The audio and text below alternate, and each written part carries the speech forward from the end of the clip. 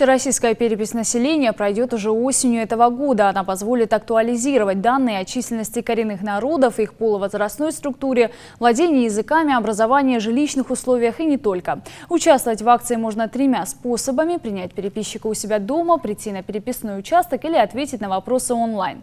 Оперативные данные о численности переписанного населения подведут в конце этого года. Окончательный результат станет известен до конца 2022 года. Строится на переписи этого населения. Все программы в республике будут основываться на вот этой переписи.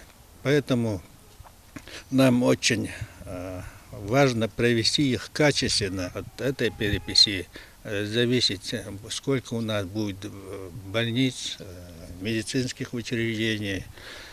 Также все социальные объекты будут строиться на данных вот этой переписи населения.